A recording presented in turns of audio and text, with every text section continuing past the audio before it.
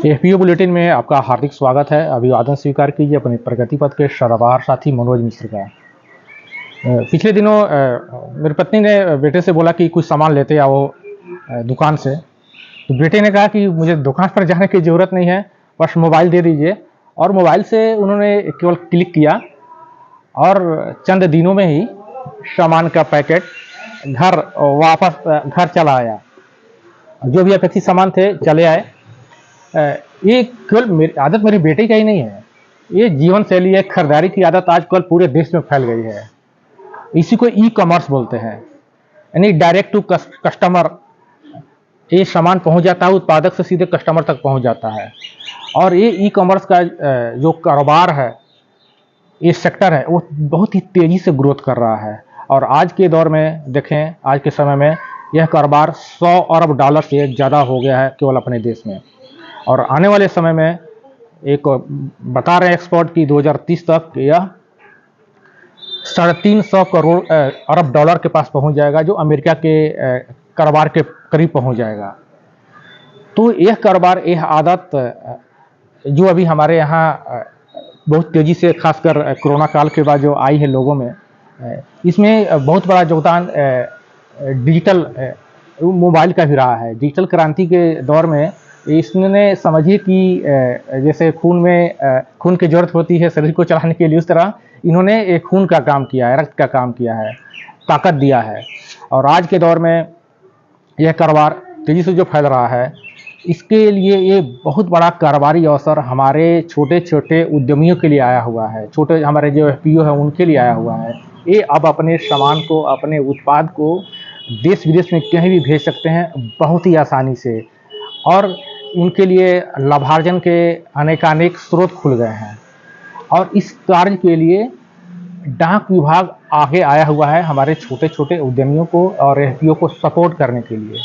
तो डाक विभाग कैसे सपोर्ट करता है, क्या उसकी प्रक्रिया होती है, एक उद्यमी कैसे या एक एफपीओ कैसे डाक विभाग से संपर्क स्थापित करके इस क्षेत्र में आगे बढ़ सकता है, अपने सामान को देश विदेश में पहुंचा सकता है, इन सब बातों की जानकारी के लिए आज हमारे बीच कार्यालय पर आए हुए हैं मनीष सोनी जी, जो जनसंपर्क पदाधिकारी हैं प्रधान डाकघर सिवान के। तो मनीष सोनी जी, आप हमारे इस यूट्यूब चैनल एफपीओ बुलेटिन में आपका हार्दिक स्वागत है। नमस्कार सर, आपका स्वागत है। सभी व्यूअर्स का मैं अभिनंदन करता हूं, स्वागत करता हूं तथा यह बताना चाहता हूं कि ई कॉमर्स के इस क्षेत्र में, जैसा कि सर ने बताया कि आने वाले कुछ ही वर्षों में यह 350 अरब डॉलर के आसपास इसकी क्षमता पहुंच जाएगी। इसमें डाक विभाग भी कहीं से पीछे नहीं है। डाक विभाग का इतिहास रहा है। वर्षों पहले यह आपकी चिट्ठियों को पहुंचाता था, अब आपके घर की आवश्यक सामान को विदेशों तक पहुंचाएगा और देश में भी कहीं भी आपको सप्लाई पहुंचाने का काम करेगा। इसी श्रेणी में डाक निर्यात केंद्र जो सिवान हेड पोस्ट ऑफिस में चल रहा है, इसके विषय में मैं कुछ बताना चाहूँगा।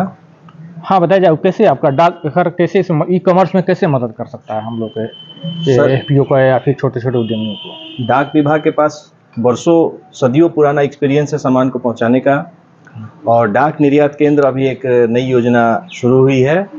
इस योजना का मकसद ही है कि आपके घर में जो आपने उत्पादन किया है उसको निर्यात करें विदेशों। छोटे छोटे व्यवसायी जो है बहुत छोटी छोटी चीज़ों का उत्पादन करते हैं, यह विदेशों के बाजार में कैसे जाएगी, इसके लिए एक मंच दे रहा है डाक विभाग। अच्छा, केवल विदेश में ही भेजने के डाक विभाग हेल्प करता है या फिर देश में भी भेजने के लिए हेल्प करता है? देश में तो सर पहले परंपरागत भेजने के तरीके हैं, स्पीड पोस्ट रजिस्ट्री के माध्यम से आप भेजते ही हैं। लेकिन फिलहाल यह डाक निर्यात केंद्र विदेशों के लिए स्पेशली जो है शुरू किया गया है सर। अच्छा, ये बताइए, कोई इस योजना जो डाक विभाग आगे आया हुआ है इस क्षेत्र में, उसका उद्देश्य क्या है? जैसा कि आपको पता है, प्रधानमंत्री की पहले वन डिस्ट्रिक्ट वन प्रोजेक्ट की योजना थी, उसी की अगली कड़ी में यह डाक निर्यात केंद्र की स्थापना हुई है। और इसमें जो है आपके आइडेंटिफाइड प्रोडक्ट, जैसे सिवान में मिट्टी के प्रोडक्ट्स होते हैं, उनको विदेशों तक पहुंचाना और पहचान सुनिश्चित कराना डाक निर्यात केंद्र का एक है। अच्छा, कोई एक छोटा सा उद्यमी या फिर कोई एफपीओ इस ई कॉमर्स सेक्टर में डाक विभाग के सहयोग से अपने उत्पाद को बाहर भेजना चाहता है, तो उसकी अहर्ता क्या होती है, कैसे उत्पाद, कौन क्या क्या उसके पास क्वालिटी होनी चाहिए, क्या क्या डॉक्यूमेंट्स होने चाहिए, उसके बारे में थोड़ा बताया जाए। सबसे पहले तो सर आपने जो उत्पाद आपने आपके सिलेक्टेड उत्पाद को डाक विभाग हेड पोस्ट ऑफिस सिवान के माध्यम से भी डाक निर्यात केंद्र के माध्यम से भेजेगा। इसके लिए आपके पास जीएसटी नंबर होना अनिवार्य है। अच्छा अच्छा। जीएसटी नंबर अगर है तो आप आईईसी कोड बनवा सकते हैं। यह तो आईईसी को तो थोड़ा फुल फॉर्म बता दिए ताकि हमारे लोग समझ सके। आईईसी मतलब? आईईसी का मतलब होता है एक्सपोर्ट इंपोर्ट कोड। अच्छा, एक्सपोर्ट इंपोर्ट। जी जी। इसके यह एक तरह से एक लाइसेंस है। आपको लाइसेंस पंजीकृत कर दिया गया कि आप विदेश में सामान भेज सकते हैं तथा भेज ही नहीं सकते हैं, मंगा भी सकते हैं अपने कोड के थ्रू। अच्छा अच्छा।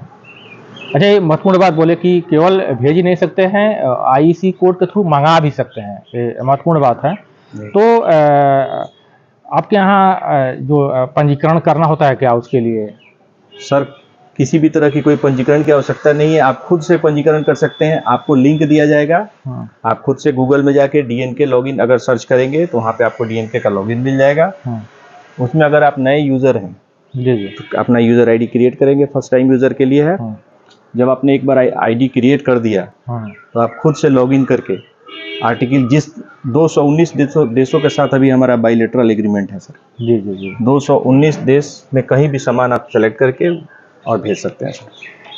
क्या आपके यहाँ जो एक बार आईईसी है या फिर आपके यहाँ कहीं माल सामान आपसे संबद्धता हुई डाक विभाग से, तो उसके लिए कोई नवीनीकरण बाद में कराना पड़ता है कि एक बार हो गया तो चलता रहता है, ऐसा कुछ है? आईईसी कोड का जहाँ तक मुझे पता है कि साल में एक बार नवीनीकरण कराना आवश्यक होता है, या जून महीने में होता है। और इसके लिए 200 रुपये का चार्ज डीजीएफटी आपसे लेता है, director general of foreign trades की वेबसाइट से होता है ये। अच्छा अच्छा। अच्छा, कौन कौन से उत्पाद हम लोग, जैसे आपने बताया कि 219 देशों के साथ आपका द्विपक्षीय संबंध है, तो कौन कौन से उत्पाद भेज सकते हैं? कोई भी उत्पाद ऐसे कोई भी उत्पाद आप भेज सकते हैं अपने, लेकिन अगर आप कुछ लिक्विड सामान भेजते हैं तो उसके लिए उसको प्रोटेक्ट करके भेजना आवश्यक है। कोई खराब होने वाला वस्तु नहीं होना चाहिए।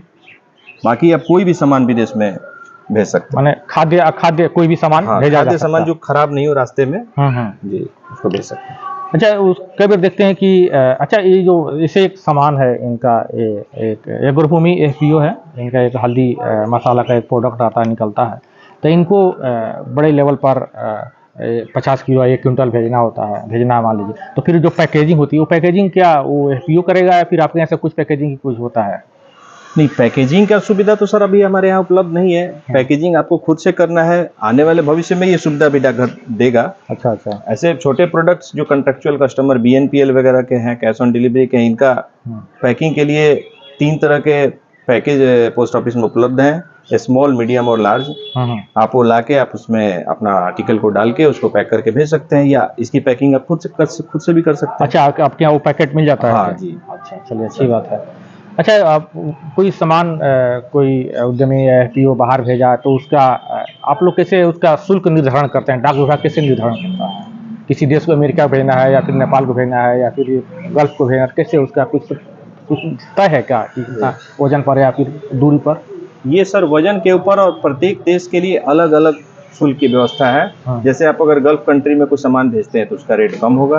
अगर यूएस या यूरोप कंट्री में कोई सामान भेजते हैं तो उसका रेट स्वाभाविक तौर पे ज़्यादा होगा। ऐसे उदाहरण के तौर पर बताया जाए, गल्फ में कुछ भेजना है तो उसके लिए कितना शुल्क लगभग होगा, अंदाजन मैं बता रहा हूँ। गल्फ में अगर भेज रहे हैं तो अगर आप 20 ग्राम का कोई पैकेट भेजते हैं रजिस्ट्री के माध्यम से तो 224 रुपये का उसको चार्ज आपको पे करना पड़ता है। अच्छा। और यही सामान अगर यूएस में भेजते हैं तो 340 के आसपास का पेमेंट प्रति केजी 20 ग्राम का चार्ज। अच्छा, 20 ग्राम का बता रहा है। अच्छा अच्छा। अच्छा, ये बताया जाए कि जो उत्पाद हम भेज देते हैं, कई बार होता है कि उसकी सुरक्षा की बात हो जाती है, तो क्या सुरक्षा की गारंटी आप डाक विभाग लेता है क्या? जी, अगर आप कोई ऐसा आइटम, वैल्यूएबल आइटम भेज रहे हैं तो डाक विभाग उसके लिए इंश्योरेंस की स्कीम रखा है। आप इंश्योरेंस की स्कीम का प्रयोग करके उस आर्टिकल को इंश्योर्ड कर सकते हैं, और वो अगर आपका आइटम पोस्ट ऑफिस के माध्यम से या किसी माध्यम से खराब होता है, गुम होता है, तो आपको इंश्योर्ड वैल्यू का पैसा आप क्लेम कर सकते हैं डाकघर से। अच्छा अच्छा। अच्छा, कई बार होता है हम लोग की सामान हम लोग भी देखते हैं, कई बार सामान हमें मंगाते हैं ई कॉमर्स से और पसंद नहीं तो लौटा देते हैं। ऐसी स्थिति हमने कोई सामान विदेश भेजा और फिर वो कस्टमर को पसंद नहीं है, फिर वो उसको वापस कर देता है, तो फिर वापसी का जो व्यय होगा, क्या डाक विभाग उसका भी कुछ शुल्क लेता है क्या? वापसी के लिए कोई शुल्क नहीं है सर। अगर आपने जहां भेजा है, अगर उन्होंने आपके आर्टिकल को लेने से इनकार कर दिया है, तो यह फ्री ऑफ कॉस्ट आपको वापस मिल जाएगा। इसके लिए कोई अलग से शुल्क देने की जरूरत नहीं है। अच्छा, उसका कुछ भेजने कहीं भेजने या फिर कहीं वापसी का कुछ अवधि रहती है क्या? कितने दिन के अंदर आपका वापस हो जाएगा, या फिर कितने दिन में आपका सामान वहाँ पर पहुँच जाएगा, ऐसा कुछ टाइमिंग रहती है क्या उसकी? टाइमिंग रहती है सर। 15 दिनों के अंदर अगर आपका आइटम जो है, अगर आपको वहाँ पे डिलीवर नहीं होता है, तो 15 दिन के भीतर आपका वो आइटम आपके बताए हुए पते पर वापस आ जाएगा सर। अच्छा अच्छा, तो बीच में ट्रैकिंग की व्यवस्था है क्या जी? हमारा सामान कहाँ तक पहुँचा? जी जी, एक ट्रैकिंग के सिस्टम है? ट्रैकिंग का सिस्टम है सर। हर स्टेज में आप ट्रैकिंग कर सकते हैं। हाँ। इवन आपको जो है डीएनके का एक लॉगिन आईडी और जो पासवर्ड दिया गया है, यहाँ कस्टम के उठाए हुए किसी भी प्रश्न का जवाब आप ऑनलाइन माध्यम से अपनी लॉगिन आईडी के थ्रू ही दे सकते हैं। आपको कस्टम से सीधा संवाद आपका स्थापित होगा। बीच में पोस्ट ऑफिस का भी कोई रोल नहीं होगा। आपकी लॉगिन से ही सारा काम होगा। आपको कोई अगर डॉक्यूमेंट्स की रिक्वायरमेंट कस्टम को होती है, तो वहीं से वो मैसेज लिखेंगे, आपको वहीं से अपलोड कर दिए डॉक्यूमेंट, सारा डॉक्यूमेंट पहुंच जाएगा उनके पास। अच्छा, कई बार ये होता है कि आपने लगभग सभी तरह की जानकारी दे दी। कई बार हमारे एफपीओ या उद्यमी कुछ पूछना चाहते हैं और कुछ जानना चाहते हैं, तो आपके यहाँ क्या कुछ हेल्पलाइन नंबर भी कुछ है? हाँ सर, पोस्ट ऑफिस की हेल्पलाइन नंबर है। पोस्ट ऑफिस का एक ग्रेवेंस सेल है। आप उसमें अपनी क्वेरी को रेज कर सकते हैं। 1912 कस्टमर केयर का नंबर है। आप उस पर कॉल करके पोस्ट ऑफिस की किसी भी सेवा के बारे में जानकारी ले सकते हैं। अच्छा, इससे रिलेटेड जानकारी उस 1912 पर मिल जाएगी।